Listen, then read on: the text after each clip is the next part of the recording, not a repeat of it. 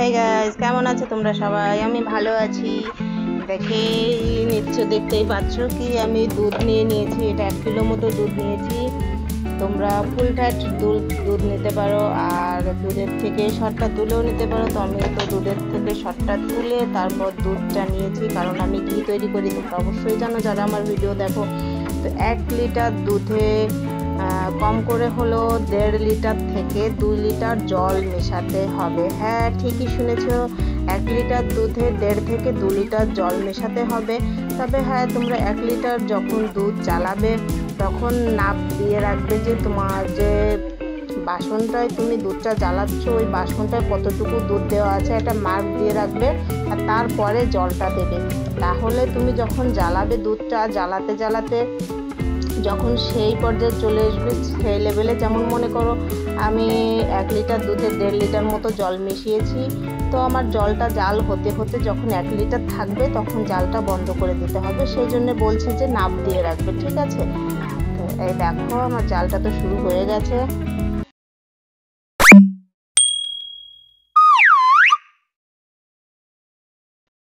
বারবার নেড়ে চেড়ে দিতে হবে, আর সাইড দিয়ে যে সর লেগে থাকবে সেটাও তুলে মিশিয়ে দিতে হবে। এর জন্যই তো লামসটা আসবে না। খুব সুন্দর দেখো দুধটা কিন্তু লাল হতে শুরু করেছে, জল অনেকটা কম হয়ে গেছে। এই জন্যে বলেছি যে দুধের থেকে জলটা বেশি দেবে, কারণ দুধটা জাল হবে, জাল হয়ে লাল হয়ে যাবে, ঠিক আছে?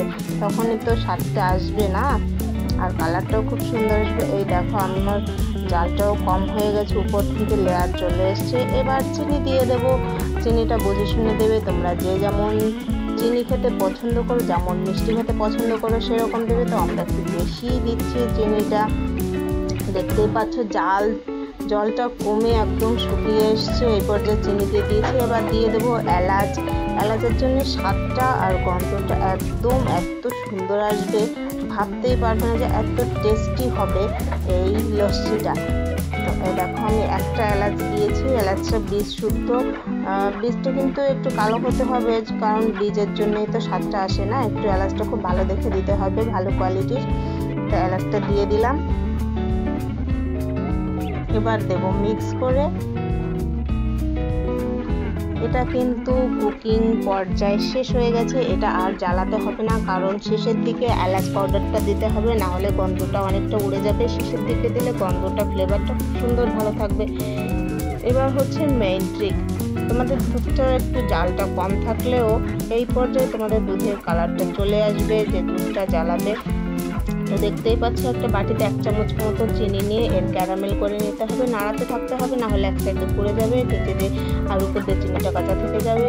এই জন্য খুলে মিলে খুব সুন্দর করে দেখো মেল্ট করে নিচ্ছি চিনিটা। এটা ক্যারামেল হয়ে গেছে। এবার 1 চামচ মতো দই এর ভিতরে আর 3-4 চামচ মতো জল দিয়ে গুলে নিতে হবে। তো আমি আগে থেকেই গুলে রেখে দিয়েছি, আর ওই ক্যারামেলের ভিতরে দিয়ে খুব সুন্দর করে মিক্স করে গুলে নিতে হবে। তো দেখতেই পাচ্ছ কালারটা কি সুন্দর এসছে। আমি যে দুধটা জ্বালিয়ে রেখেছি দুধটায় খুব সুন্দর কালার এসছে, আর এটা দেওয়ার জন্য কালারটা আরও বেশি ফুটবে, আরও সুন্দর আসবে। তো তোমরা যদি এই লস্যিটা ট্রাই করো, তো এই ট্রিকটা অবশ্যই ট্রাই করবে, দেখবে স্বাদটাও ভালো আসবে আর কালারটা খুব সুন্দর আসবে। দেখতেই পাচ্ছ দুধের কালারটা খুব সুন্দর এসছে, আর এটা দেওয়ার পরে তো হায় হায় আরও বেশি কালারটা চলে আসলো। এই পর্যায়ে আমার কুকিং প্রসেসটা হয়ে গেল শেষ। জালটা আমি আগে থেকেই বন্ধ করে দিয়েছি এলাচ দেওয়ার আগেই। তো দুধটা ঠান্ডা হতে দেব। ঠান্ডা হয়ে গেলে একটা মাটির মটকা নিয়ে নেব। মটকা খুব সুন্দর হয়। তো দুধটা একদম ঠান্ডা হয়নি, হালকা হালকা গরম আছে, আঙুল দেওয়ার মতো, আঙুল সহ্য হয় সেরকম গরম। তো এর মটকার ভিতরে দিয়ে দেবো দুধটা।